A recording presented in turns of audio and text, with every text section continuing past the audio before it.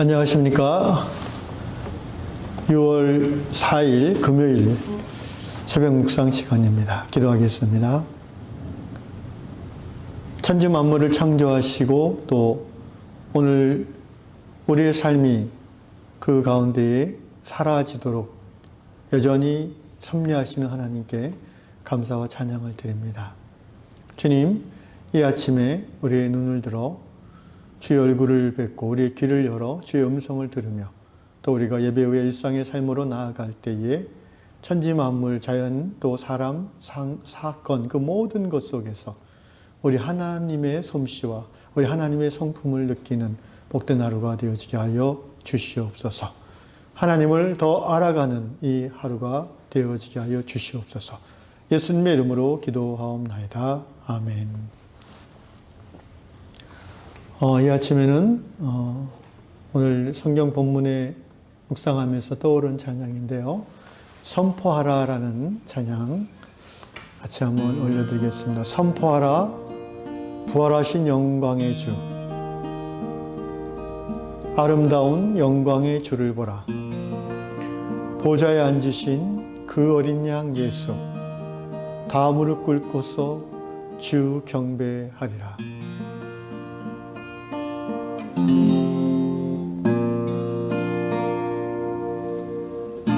선포하라,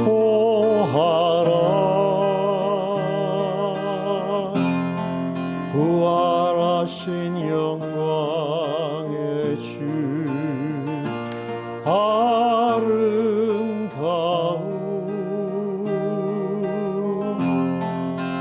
영광의 주를 보라. 보좌에 앉으신 그 어린 양 예수,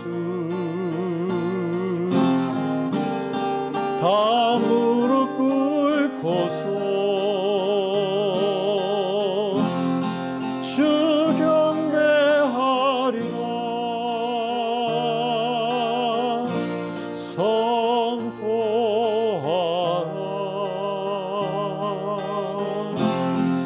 부활하신 영광의 주, 하나님과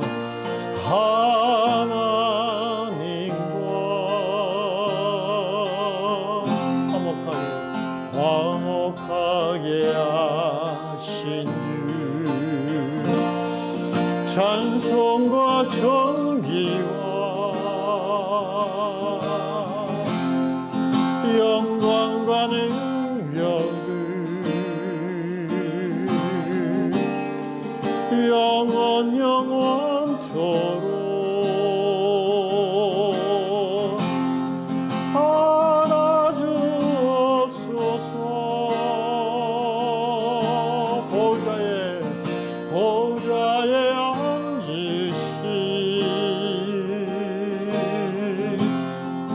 그 어린 양 예수, 다 무릎 꿇고서 주 경배하리라.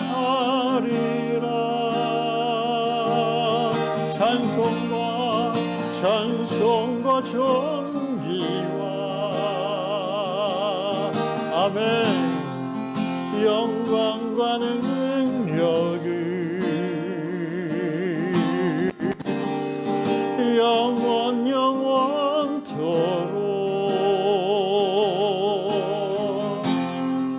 하나 주옵소서.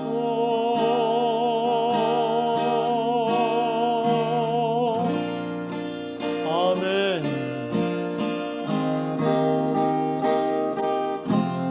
오늘도 모든 유양 백성들의 삶을 통하여, 고백을 통하여 영광과 존귀를 받아주실 우리 하나님께 감사와 찬양을 올려드리옵나이다. 아멘, 아멘. 아멘, 감사합니다. 오늘 주시는 말씀 시편 19편입니다. 오늘 다락방 본문 말씀 시편 19편 1절로 11절까지 보도록 하겠습니다. 하늘이 하나님의 영광을 선포하고 궁창이 그의 손으로 하신 일을 나타내는도다. 날은 날에게 말하고 밤은 밤에게 지식을 전하니 언어도 없고 말씀도 없으며 들리는 소리도 없으나 그의 소리가 온 땅에 통하고 그의 말씀이 세상 끝까지 이르도다. 하나님이 해를 위하여 하늘에 장막을 베푸셨도다. 해는 그의 신방에서 나오는 신랑과 같고 그의 길을 달리기 기뻐하는 장사 같아서 하늘 이 끝에서 나와서 하늘 저 끝까지 운행하며 그의 열기에서 피할 자가 없도다. 여호와의 율법은 완전하여 영혼을 소성시키며 여호와의 증거는 확실하여 우둔한 자를 지혜롭게 하며 여호와의 교훈은 정직하여 마음을 기쁘게 하고 여호와의 계명은 순결하여 눈을 밝게 하시는도다. 여호와를 경외하는 도는 정결하여 영혼까지 이르고 여호와의 법도 진실하여 다 의로우니 금 곧 많은 순금보다 더 사모할 것이며 꿀과 성의꿀보다 더 달도다. 또 주의 종이 이것으로 경고를 받고 이것을 지킴으로 상이 크니이다. 아멘. 오늘 이 시편의 저자 다윗은 참 대단히 예술적 영감이 탁월한 분인 것을 이 아침에 이 시편 본문을 묵상하면 다시 한번 깨닫게 됩니다. 바로 말씀으로 들어가겠습니다. 하늘이 하나님의 영광을 선포한다고 The heavens declare the glory of God. 그래서 제가 선포하라는 찬양이 바로 떠올랐는데요. 궁창이 그의 손으로 하신 일을 나타낸다. The skies proclaim the work of his hands. 그의 손으로 하신 그 일을 궁창도, declare나 이제 proclaim이나 의미는 비슷한데요. 어쨌든 이 피조 세계, 하나님이 창조하신 세계 중에서 가장 넓은 것이 이제 하늘이죠. 그것을 바라보는 하나님의 사람 다윗은 하늘을 보고 또 그 궁창을 보니까 거기서 바로 하나님의 영광을 느끼는 거예요. 얼마나 행복한 사람입니까? 어떤 사람들은 별이 쏟아지는 밤하늘을 보면서 야, 멋있다. 역시 산속이라 공기가 좋아. 그리고 끝나는 사람들이 얼마나 많습니까? 그런데 이 창조주 하나님을 알고 그 하나님을 경외하는 그 하나님을 늘 의식하고 사랑하는 다윗은 하나님의 사람들은 곧 오늘 유양 백성들은 밤하늘에 그 헬없이 없이 많은 별을 보면서 와 공기 좋구나 해서 더 나아가는 사람들이죠. 정말 하나님은 위대하시구나. 하나님이 이처럼 풍성하시고 이처럼 놀라우신 하나님인 것을 깨닫게 되는 것입니다. 언제가 한번 제가 산에서 그렇게 별을 보면서 이런 기도를 했던 기억이 납니다. 아브라함의 그 주신 축복이 떠올랐어요. 하늘의 별을 보면서. 하나님께서 아브라함에게 네 자손이 하늘의 별과 같이 많아질 것이라 축복하시지 않았습니까? 제가 이렇게 기도했습니다. 주여, 그 아브라함의 복을 저에게 주시옵소서. 여러 시간이 흘러갈수록 저를 통해서 영적 자손들이 하늘의 별과 같이 많이 나오게 해주시옵소서. 그런 기도가 제 입에서 고백되어진 적이 있습니다. 또 어떤 사람들은 이렇게 파란 구름 한 점 없는 맑은 하늘을 보면서 야, 날씨 좋네. 놀러 가고 싶다. 이렇게 하고 보통 끝납니다. 그런데 하나님의 자녀, 하나님을 사랑하고 그 파란 하늘에서 하나님의 영광을 발견하는 하나님의 백성들, 하나님의 자녀들은 이 하늘을 보여주시는 하나님, 우리에게 온전한 눈을 주셔서 시각을 주셔서 하늘을 보게 하시고 또 그 하늘을 봄으로써 이 맑은 날씨 곧 모든 우리가 살아가기에 적합하게끔 자연 환경을 이끌어 가지고 섭리하신 하나님께 감사의 마음이 생기는 거죠. 좀 더 묵상하다 보면 이런 마음이 생깁니다. 여러분, 우리 지구가 이렇게 공전과 자전을 하지 않습니까? 태양을 1년에 한 바퀴 도는 게 공전이고요. 그리고 하루에 한 바퀴씩 이렇게 도는 게 자전이라고 우리가 하잖아요. 그런데 태양을 이렇게 도는데 그 궤도가 일정하게 지난 수십억 년 동안 이렇게 돌게 하시는 거예요. 만약에 궤도가 한 1, 2도 정도 비껴지면 어떻게 합니까? 처음에는 모르겠지만 여러 시간이 지난 후에는 지구는 태양으로부터 멀어져서 얼어버리든가 죽으면 되겠죠. 또는 좀 더 가까워지면 어떻게 돼요? 그냥 불타오르는 지옥이 되는 거죠. 자전이 쉼 없이 하루에 한 번씩 계속해서 일어납니다. 이것이 하나님이 우리를 사랑하시는 증거가 아니겠습니까? 하나님의 자녀들은 파란 하늘을 보면서 아이고 내일 놀러 가야겠다 라는 생각도 들 수 있지만 우리를 사랑하시는 하나님의 섭리를 깨닫고 감사한 마음이 든다는 것입니다. 봄, 여름, 가을, 겨울 사시사철 아름다운 자연과 또 살기 적당한 그런 환경, 낮에는 일할 수 있는 환경, 놀 수 있는 환경, 밤에는 쉴 수 있고 잘 수 있는 그런 여건. 어떻게 보면 우리가 살아가는데 가장 기본적이고 대부분의 사람들이 누릴 수 있는 그런 환경이라고 보여질 수 있지만 조금 다른 관점으로 생각하면은 이 중에서 어느 하나라도 잘못되면 우리는 살아갈 수가 없는 것이죠. 늘 대기 중에 산소의 농도가 어떻게 이렇게 일정합니까? 그것도 수십억 년간 말입니다. 이것은 천지 만물을 창조하신 창조주, 전능하신 하나님의 사랑과 섭리의 결과입니다. 아침에 일어나서 창문을 열고 맑은 공기를 들이마실 수 있게 허락하신 하나님께 우리는 감사와 찬양을 드릴 수밖에 없습니다. 2절 말씀, 날은 날에게 말하고 밤은 밤에게 지식을 전하니 day after day, night after night. 날은 날에게 말하고 날이 날에게 말하고 참 이 시적 표현이죠. 그죠? 밤은 밤에게 지식을 전한다. 이게 시간의 흐름을 의미하는 낮밤 그런 내용인데요. 그러니까 낮과 밤, 하루죠. 한 주일, 또 한 달. 이런 식으로 계속 시간이 흘러가고 그것을 이제 좀 큰 안목에서 보면 역사라고 하죠. 그 역사를 통해서 하나님이 말씀하시는 것을 다윗은 듣는 겁니다. 날이 날에게 뭘 말한다고 생각해요. 뭘 말할까요? 밤이 밤에게 무슨 지식을 전해준다고 얘기해요. 무슨 말, 무슨 지식입니까? 바로 하나님의 창조하심과 섭리하심과 역사하심에 대한 지식과 말씀을 다윗은 시간 속에서 느끼는 거죠. 1절은 그 공간 속에서 하나님의 위대하심과 자비로우심을 느끼고 고백하는 거라면 2절 말씀은 시간의 흐름 속에서 다윗은 하나님을 발견하는 것입니다.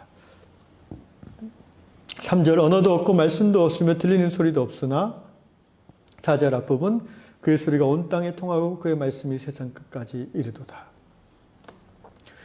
하늘과 땅을 보고 낮과 밤이 바뀌는 그 속에서 어떤 소리도 없지요. 예. 우리가 이해할 수 있는 언어는 없지요.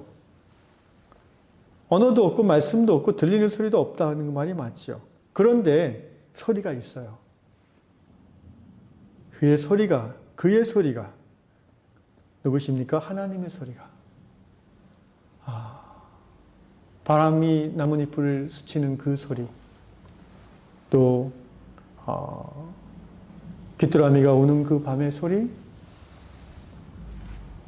시냇물이 흐르는 그 소리, 그런 모든 언어도 아니고 말씀도 아니지만 하나님의 소리가, 때로는 소리 없음을 통한 하나님의 소리, 고요함, 적막함, 그 속에서 하나님이 뭔가를 말씀하시는 것을 이 시인은 다윗은 하나님의 사람은 듣는 것입니다.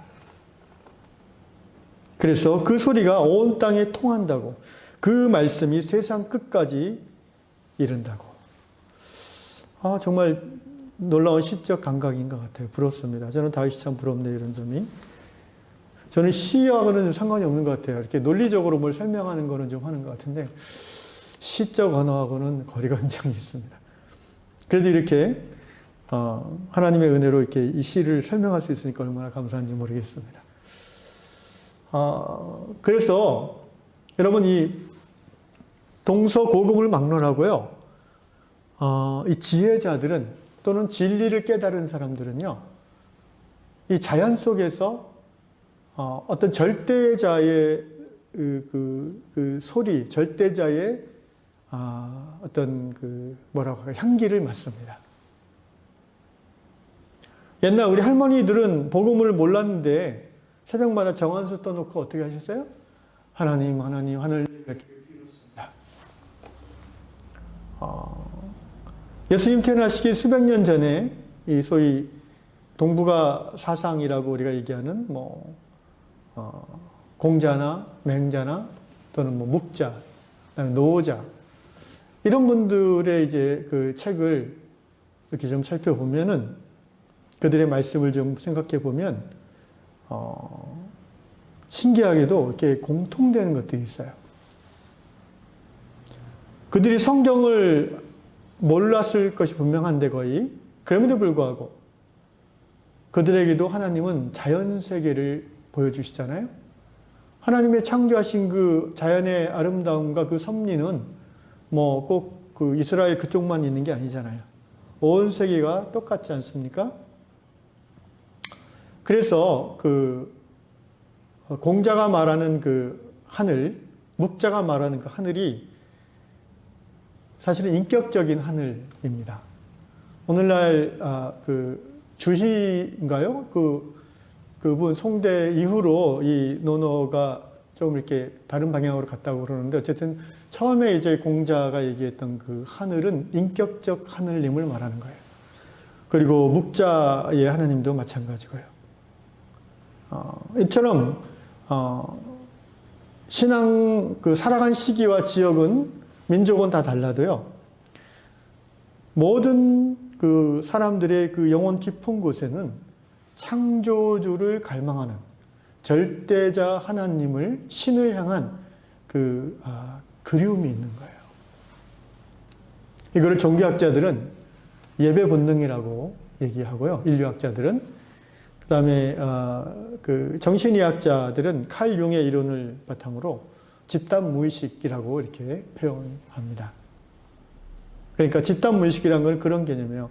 우리 인간의 의식 저편에 빙산의 그 드러난 부분이 의식이라면 드러나지 않은 더 거대한 부분에 무의식이 있는데 이 무의식의 세계를 연구하다 보니까 모든 사람들의 무의식에 공통되는 어떤 것들이 있다는 거예요. 도대체 이것들이 어떻게 생겨났을까? 칼은 그것을 이제 집단 무의식이라고 표현했고 칼 융은 그 집단 무의식은 개인의 경험을 뛰어넘는 보편적 무의식이고 그 무의식의 영역 깊은 곳에서는 개인이나 집단이나 민족, 시대를 초월하는 어떤 그 보편적인 생각이나 갈망이 있다라는 거예요. 그 중에 하나가 신을 향한 갈망이라고 볼 수 있는 것이죠. 어거스틴도 그 책을 연구하다 보면 이런 부분에 대한 언급을 하는 것을 제가 기억합니다.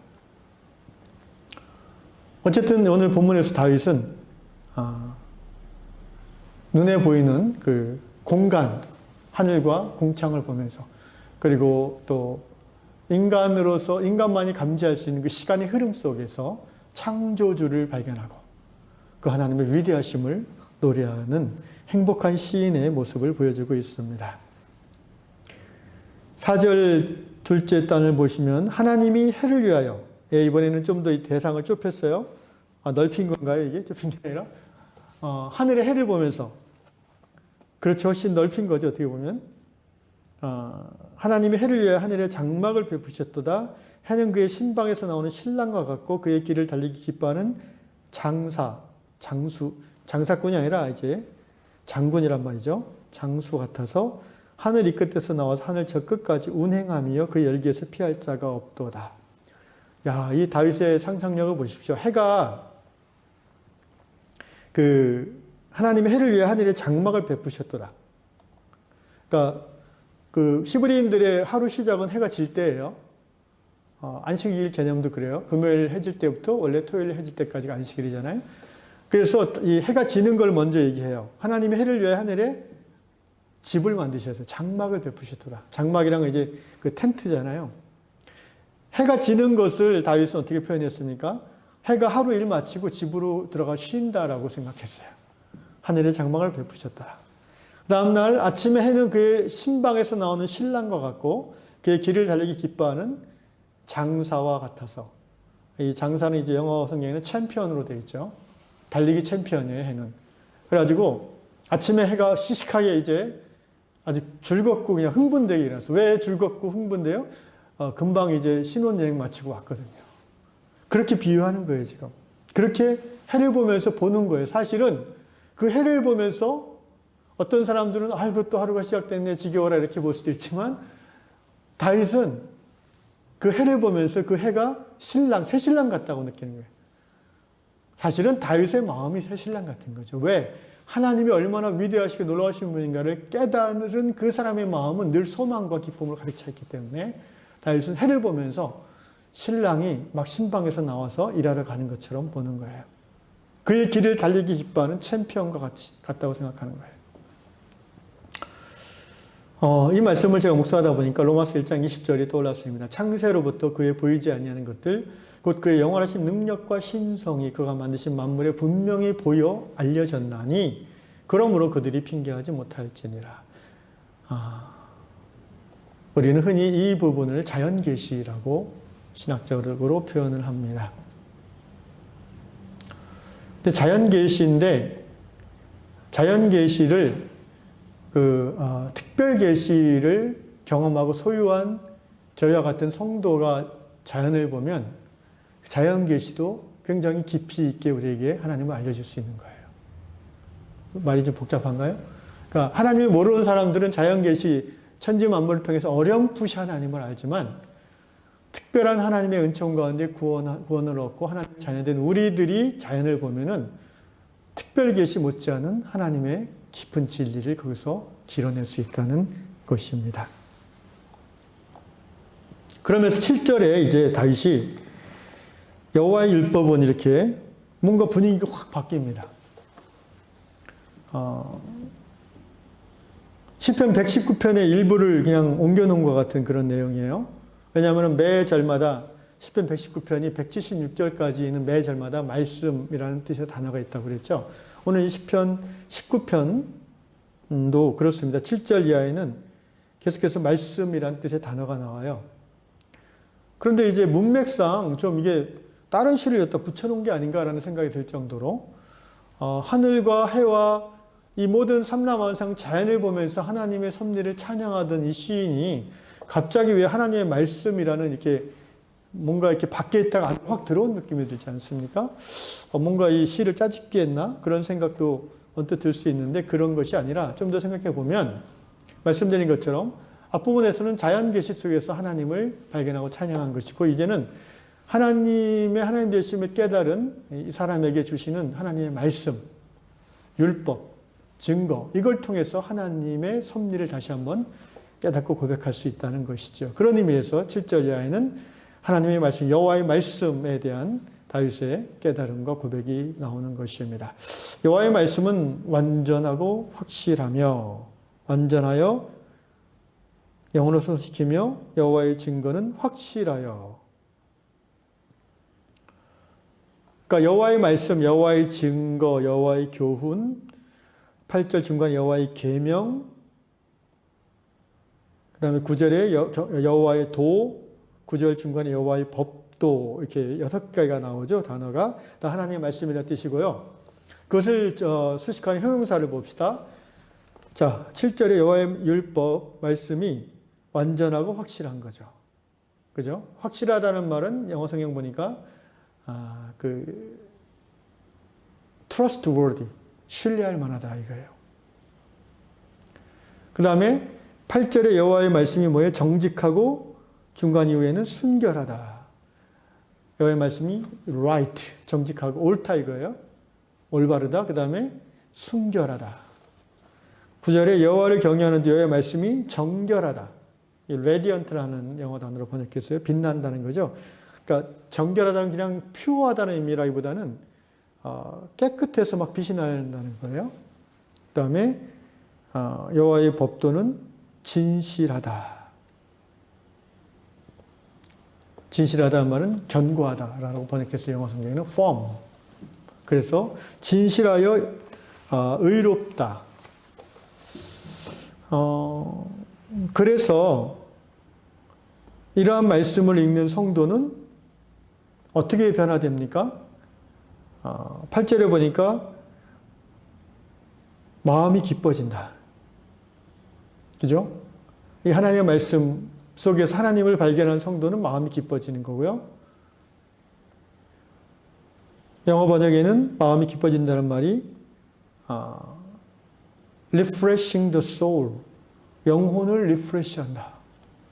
여러분 성경을 읽으면서 그냥 문자로만 읽으면 지식이 되고 그냥 의미로만 다가오지만 그 속에서 다윗과 같이 하나님의 성품과 하나님의 뜻과 사랑과 자비하심을 발견하면 우리의 영혼이 리프레시 되는 거예요. 성경은 그 말씀을 읽는 성도를 소성시킬 수 있습니다. 그 다음에 8절에 눈을 밝게 하시는도다. 예. 그러니까 눈이 뜨고 있지만 안 보이는 것들이 말씀 속에서 하나님을 발견하면 보여지는 거예요.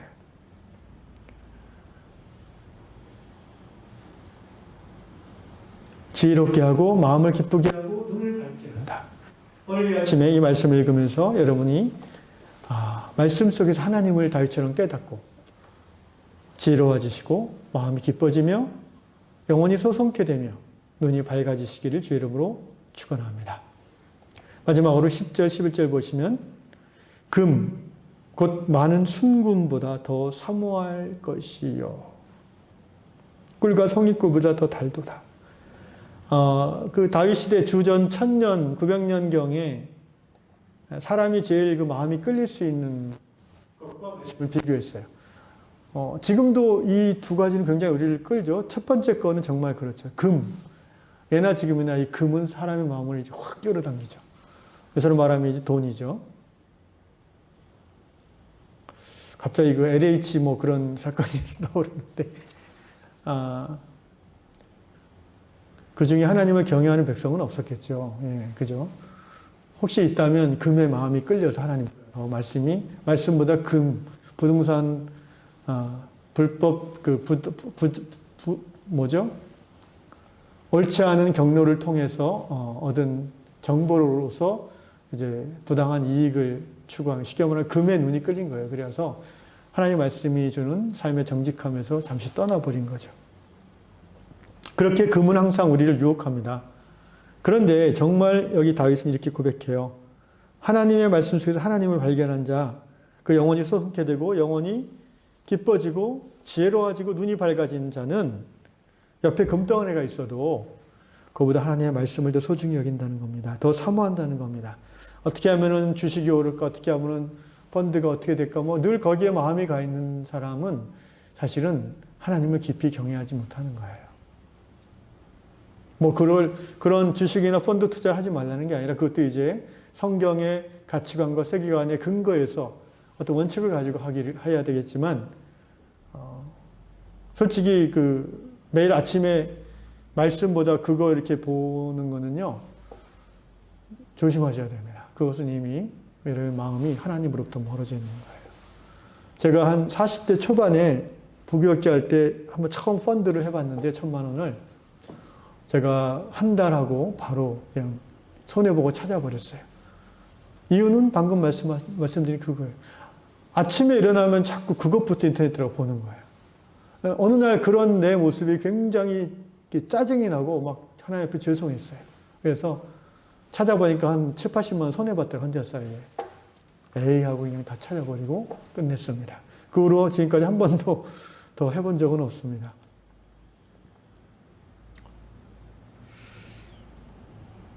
금 곧 많은 순금보다 더 사모할 것이며 꿀과 송이꿀보다 더 달도다. 정말 그렇게 하나님 말씀 사모하시기를 주의 이름으로 축원합니다. 또 주의 종이 이것으로 경고를 받고 이것을 지킴으로 상이 크니이다. 주의 종이 누굽니까? 우리 모두가 주의 종입니다. 아멘. 자꾸 목사님만 주의 종으로 착각하시면 안 된다고 그랬죠. 그럼 여러분은 주인입니까? 제가 종이면? 우리 다 같은 종놈들이에요. 옛날에 어떤 장로님이 지금도 기억나네. 제가 전도사 할 때인데 대표기도 하시면서 사랑하는 주의 종님들을 오늘도 이렇게 왜 듣다가 속으로 내가 얼마나 웃겼는지. 놈이라고 해야지 왜 님이라고 하는지 모르겠어요. 그러다 어떤 분은 주의 사자님들을 이렇게 하죠. 요새는 그런 성도들이 아직도 있는지 모르겠습니다. 적어도 우리 요양교회 안에 없는 것 같습니다. 아멘. 그렇습니다. 우리 모두는 주님의 종이에요. 은사와 직분을 따라 각자의 영역에서 섬기는 하나님의 종들입니다. 그런데 종들에게 꼭 주어져야 될 마음의 자세가 뭐냐면은 말씀을 사모하는 거예요. 안 그러면은 자꾸 금으로 눈이 가고 꿀로 눈이 가서 종의 사명을 감당하기가 어렵습니다. 주의 종이 이것으로, 이 말씀으로 경고를 받는다고 그러잖아요. 이러면 안 되지. 여러분 지금 오늘 아침에 경고를 받는 거예요, 말씀으로. 아침에 일어나서 내가 계속 주식만 본다. 그러면은 지금 경고를 받으시는 거예요. 감당하지 못하면은 안 해야죠. 나는 주식 투자를 건강한 가치를 가지고 하면서도 여전히 여호와의 말씀이 훨씬 더 내 마음을 깊이 자리 잡고 있다 라시는 분들은 계속 하셔도 좋겠습니다.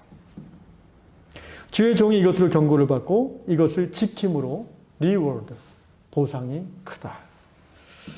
우리 요양의 모든 성도들이 아침에 일어나서 하늘을 보면서 또 지는 석양을 보고 아침에 뜨는 해를 보면서 시간과 공간 가운데 말씀하신 하나님의 그 말씀을 영의 귀로 들으시고 더욱더 하나님을 사랑하게 되시기를 주의 이름으로 축원합니다. 더 나아가서 직접 계신 하나님의 말씀 속에서 경고를 받고 돌이키시며 또 말씀을 기쁨으로 실천해 나감으로 믿음의 보상을 누리는 우리 모두가 되시기를 주의 이름으로 축원합니다. 기도하겠습니다. 아버지 하나님 감사합니다. 오늘도 우리 믿음의 선배 다윗, 우리 하나님의 종을 통해서 그가 성령의 감동으로 기록한 이 아름다운 시를 통하여 우리에게 말씀해 주시고 경고해 주시고 격려해 주셔서 감사합니다. 우리 요양의 모든 성도들이 빨리 코로나가 종식돼서 아름다운 자연 속에 수련회를 가고 싶다는 마음이 갑자기 듭니다, 주님. 그래서 그곳에서 아침에 함께 일어나서 하늘을 보면서 주 하나님 주신 모든 세계를 찬양하며 또 하늘과 바람과 숲과 시냇물을 보면서 하나님이 우리에게 베풀어 주신 은총을 노래하며 또 밤하늘의 별을 보면서 우리의 신앙의 자녀들이 하나님 풍성해지기를 함께 간구하는 주님, 그러한 우리 모든 요양의 성도들, 우리 요양 공동체 되게 하여 주시옵소서. 오늘 하루도 주의 말씀으로 견책받고 주의 말씀을 기쁨으로 순종함으로 보상을 누리는 성도들 다 되게 해 주시옵소서. 예수님의 이름으로 기도합니다. 하늘에 계신 우리 아버지, 아버지의 이름을 거룩하게 하시며 아버지의 나라가 오게 하시며 아버지의 뜻이 하늘에서 같이 땅에서도 이루어지게 하소서. 오늘 우리에게 일용할 양식을 주시고 우리가 우리에게 잘못한 사람 용서해 준 것 같이 우리 죄를 용서해 주시고 우리를 시험에 빠지지 않게 하시고 악에서 구하소서. 나라와 권능과 영광이 영원히 아버지의 것입니다. 아멘.